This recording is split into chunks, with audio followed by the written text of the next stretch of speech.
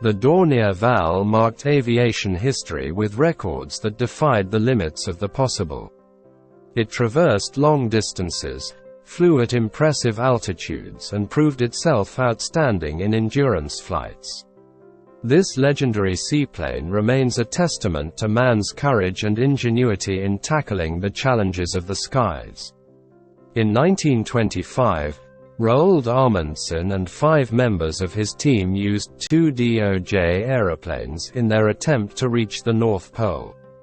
They landed at the North Point 87 degrees 44, marking the most northerly point reached by an aeroplane up to that time.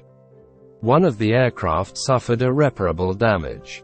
After more than 3 weeks of work, Amundsen and his crew prepared a runway on the ice, shoveling 600 tons of ice and consuming only 454 grams of daily food rations.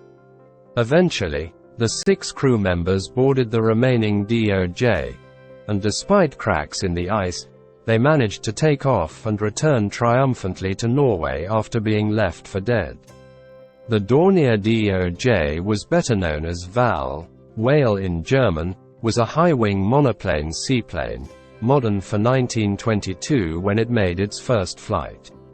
After the First World War, the terms of the Treaty of Versailles strictly limited aircraft construction in Germany, so Dornier was forced to have the DOJ built mainly under license, in Italy, Spain, the Netherlands and Japan. The Dornier Wal was used both in civil aviation, operating as a scheduled seaplane for transporting passengers and cargo for the airlines of the time, and in the military, mainly as a seaplane carrier. Pilots sat in an open cockpit in the bow. Behind was an enclosed cabin that could be filled with cargo, mail, or a maximum of 12 passengers.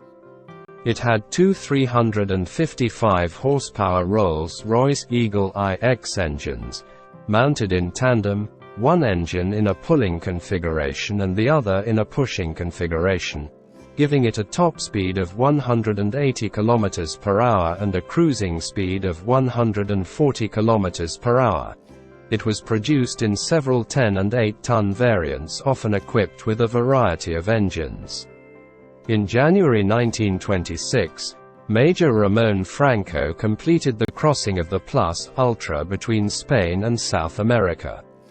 He left Palos de la Frontera, Spain, on the 22nd of January and arrived in Buenos Aires, Argentina, on the 26th of January.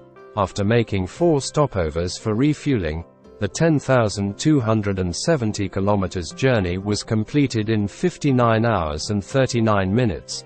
The event appeared in most of the world's leading newspapers.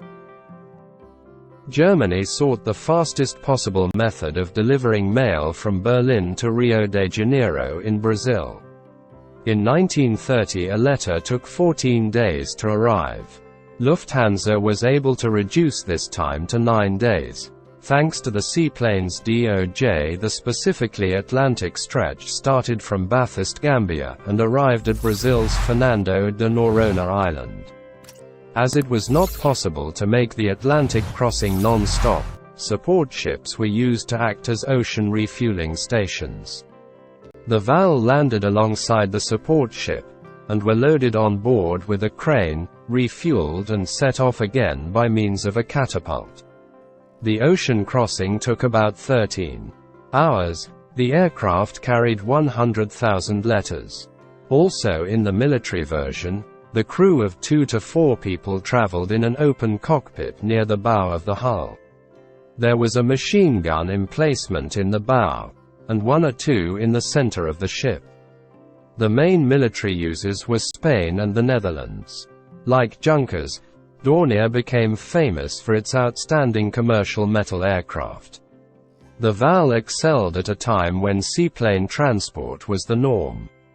It remained viable until the late 1930s, and became the cornerstone of Lufthansa's mail service to South America. However, the 13th of May 1938 marked the advent of a new era with the introduction of the Blohm and Voss HA-139, a more modern four-engined seaplane suitable for ocean crossings, which marked the end of the Dornier Wal era.